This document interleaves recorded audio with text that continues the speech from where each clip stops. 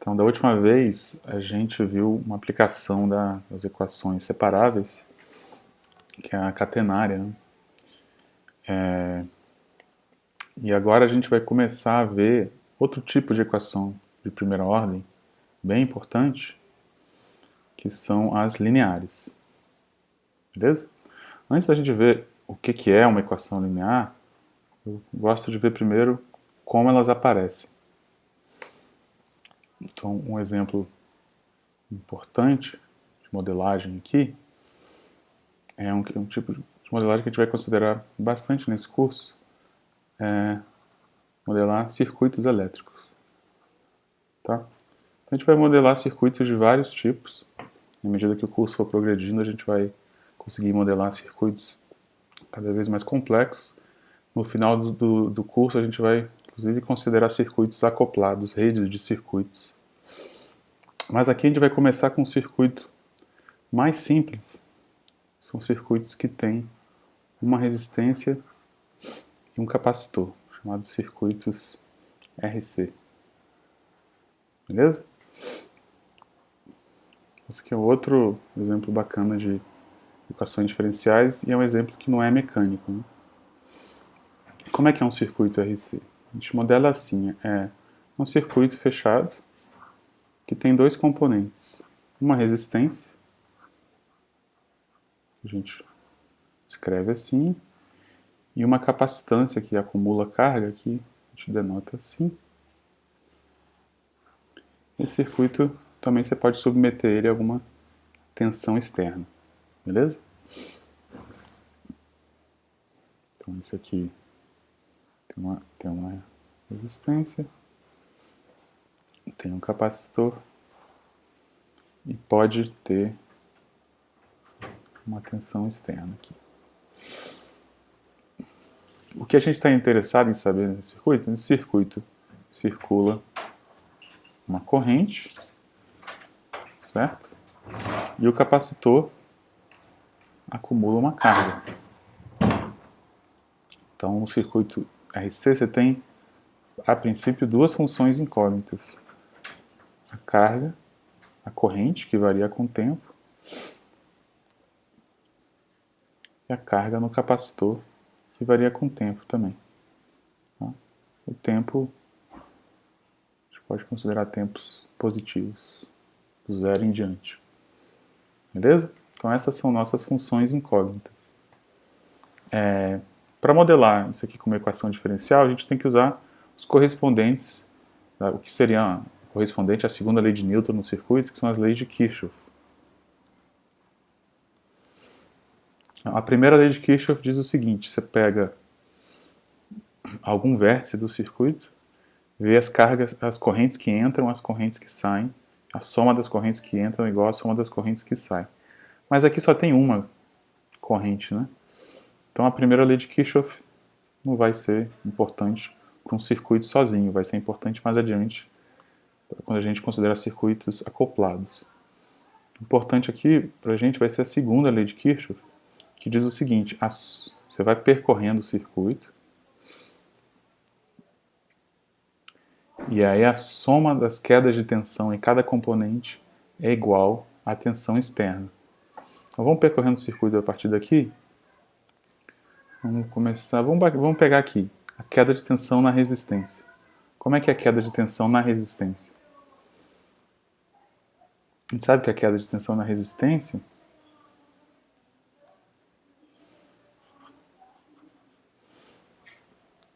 ela é proporcional à corrente que está passando ali, né? E a resistência é justamente essa constante de proporcionalidade. Beleza? E a queda de tensão no capacitor, como é que é? A queda de tensão no capacitor, na verdade, é um pouco diferente. O que você pensa no capacitor é a carga acumulada no capacitor. A carga acumulada no capacitor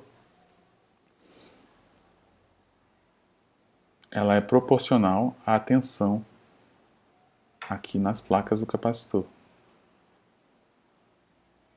Então, se eu quiser saber a queda de tensão no capacitor, vai ser 1 sobre a capacitância vezes a carga no capacitor. Beleza? Então essa é a queda de tensão no capacitor. Esses são os únicos componentes desse circuito.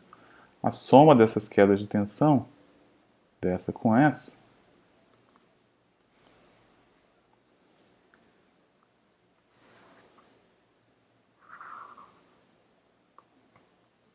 tem que dar a tensão que você submete ao circuito. Queda de tensão na resistência, queda de tensão no capacitor, a tensão que eu estou submetendo o circuito. Beleza?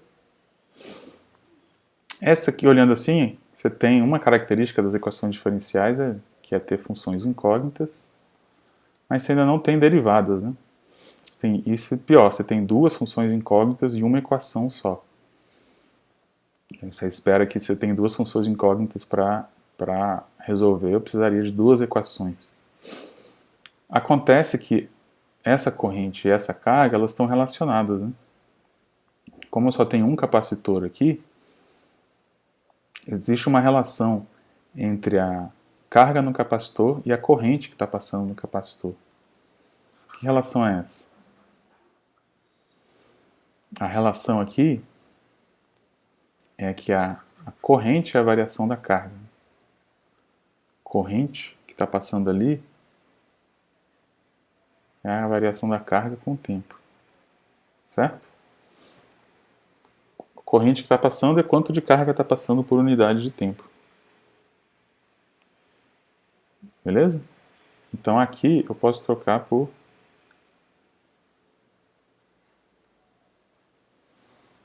pelo derivado da carga. Agora eu tenho uma EDO de primeira ordem na carga do capacitor. Beleza? Então o que governa a carga no capacitor aqui nesse circuito RC é uma EDO. Aqui a gente não vai estar muito interessado nas unidades de resistência ou na unidade de capacitância. A gente está interessado mais na forma da equação. Então, para isso, a gente vai fazer uma simplificação que a gente chamar de capacitância. Na verdade, é 1 sobre a capacitância, mas vamos chamar de capacitância só para simplificar. Ficar uma forma mais simples da equação. Beleza?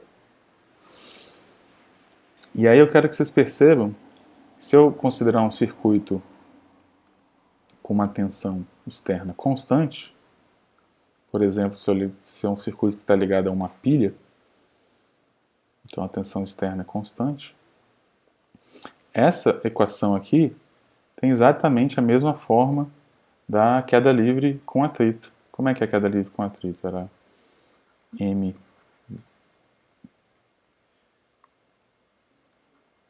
MV'.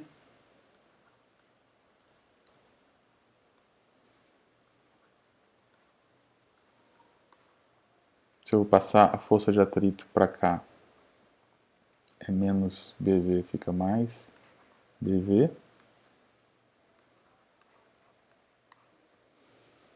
E aqui era, o que era constante lá era força-peso.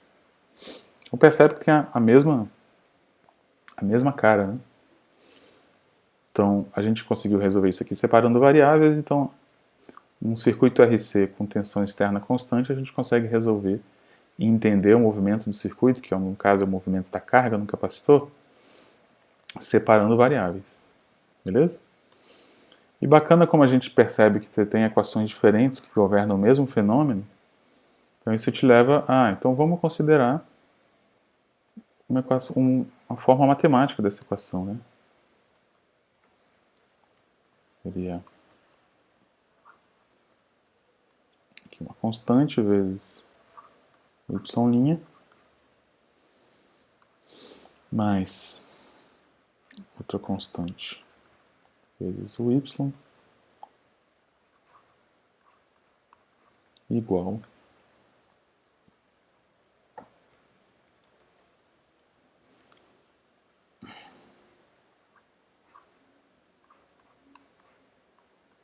a uma constante. Beleza? E aqui a função incógnita seria y. Então, isso é uma coisa que a gente vai fazer bastante nesse curso, estudar equações diferenciais matematicamente. E se a gente resolver essa, a gente resolve todas essas. Essa a gente já resolveu, a gente viu que essa é separável, né? Acontece que também é interessante você considerar circuitos com tensão externas variáveis, né? Por exemplo, quando você liga numa corrente alternada. E aí, quando você faz isso, não só isso fica diferente da equação de queda livre com atrito, mas mais ainda, para tensão externa variável, eu quero que vocês percebam que isso aqui não vai ser separável.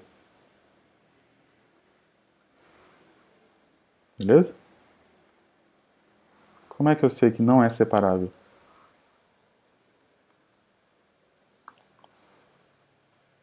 Só tentar fazer assim, ó. Vamos tentar escrever da forma separável. Deixa a derivada aqui. Passa o resto das coisas para lá. Você tem um é de t.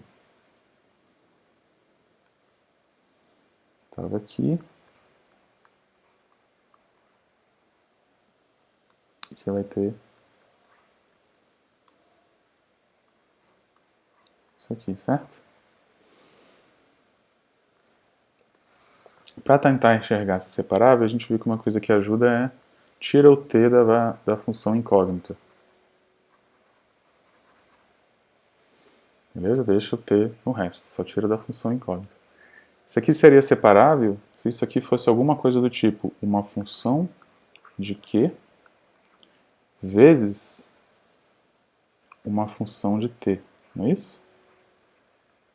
Porque eu poderia, se fosse um produto, eu posso passar a função de q dividindo aqui, integra por substituição. Mas aqui, percebe? Não é um produto, né? Não tem um produto de uma função de q vezes uma função de g. Aqui tem uma soma.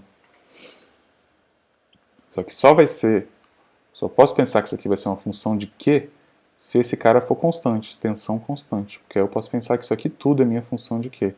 Agora, isso aqui varia com o tempo, uma tensão variável. Isso aqui não é uma função só de q, é uma função tanto de q quanto de t, que não é um produto. Então, se a tensão externa é variável,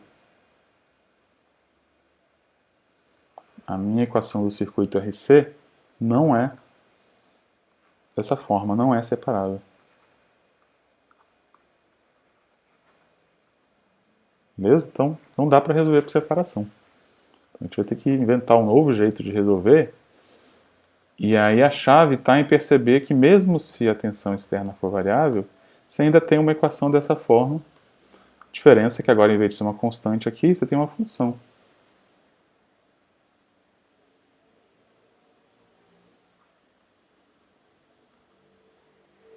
Beleza?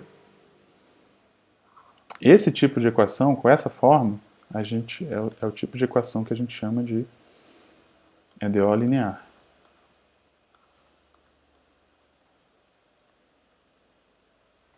Beleza? Então, no caso aqui, é uma EDO linear de primeira ordem. Então, numa EDO linear, a função incógnita, ela aparece desse jeito aqui. O máximo que você pode fazer com ela é multiplicar por funções conhecidas e pode ter uma outra função aqui que não está multiplicando as funções incógnitas. Uma outra função também conhecida. Inclusive, esses caras que eu estou multiplicando as funções incógnitas, são os caras que eu chamo de coeficientes da minha equação linear, eles não precisam ser constantes. Eles podem ser também funções, desde que sejam funções conhecidas. A única função desconhecida aqui é a função incógnita. Beleza? E aí, se eu souber como é que eu resolvo equações que têm essa forma, eu vou poder voltar no circuito RC e mesmo para tensões variáveis, entender o movimento do circuito RC. Beleza? Porque para tensões variáveis não é separável. Não dá para fazer por separação de variáveis. Então é daí que vem isso aqui. Equações lineares são equações que têm essa forma aqui. Beleza? Se você quiser simplificar, de novo, você pode pensar, tirar o t da função incógnita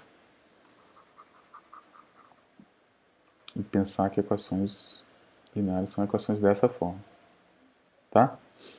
Isso aqui tudo função conhecida, função conhecida, função conhecida, função conhecida. Essas duas aqui se chama de coeficientes da minha equação linear. A gente está acostumado a pensar em coeficientes em coisas constantes, né? Quando a gente pensa em coeficientes de polinômio, são números lá que a gente multiplica as potências. Aqui é um pouco mais geral. Os coeficientes podem ser funções, desde que sejam funções conhecidas. E, em particular, pode ser funções constantes também. Aí, nesse caso, a gente diz que a equação é de coeficientes constantes. Tá? Esse cara aqui também pode ser uma função. Não, tem que ser uma função conhecida. Tá? Só que esse cara aqui a gente não chama de coeficiente, porque ele não está multiplicando a função incógnita. Esse cara aqui ele vai ter alguns nomes diferentes. Vamos começar chamando ele de forçamento. A gente chama ele de forçamento porque nos vários modelos físicos onde aparecem equações lineares, esse cara aparece como algo que vem de fora. Né? Enquanto esses caras aqui são coisas internas ao circuito, resistência, capacitância, são coisas dos componentes do circuito, isso aqui é algo que você põe de fora, você pode mudar, pode ser tensão constante, pode ser tensão variável, pode ser tensão zero. Então isso a gente encara com algo que vem de fora, chama de forçamento. Beleza? Essa é a forma de uma equação linear de primeira ordem, e a gente vai ver que tem um jeito muito simples de resolver equações de primeira ordem. Tá? Tão simples que mesmo no caso de tensão constante, ou seja, mesmo no caso que daria para resolver por separação de variáveis, vocês vão ver que esse caso, se você considera resolvendo pela técnica que a gente vai resolver equações lineares, é bem mais fácil, bem mais rápido. Beleza? Então, para resolver essas equações lineares, a primeira coisa que a gente vai fazer é botar elas numa forma mais simples. Toda equação que você põe nessa forma, eu consigo, esse cara que está multiplicando y', para ela ser de primeira ordem mesmo, esse cara não pode se anular, né? Porque se esse cara se anula, nos momentos que essa função se anula, deixa de ter uma primeira derivada, então deixa de ser uma equação diferencial de primeira ordem. Então o que a gente pode fazer é dividir por esse cara e escrever a equação nessa forma aqui.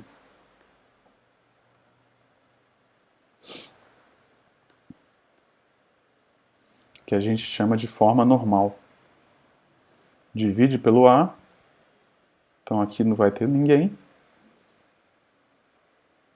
E aqui vai ter, vai ser B sobre A, que eu vou chamar de P. Vai ter uma função aqui, Pzinho. E você não pode esquecer de dividir também o forçamento. Aqui você vai ter o C sobre A, vai aparecer uma função G. Então a gente chama isso aqui de forma normal.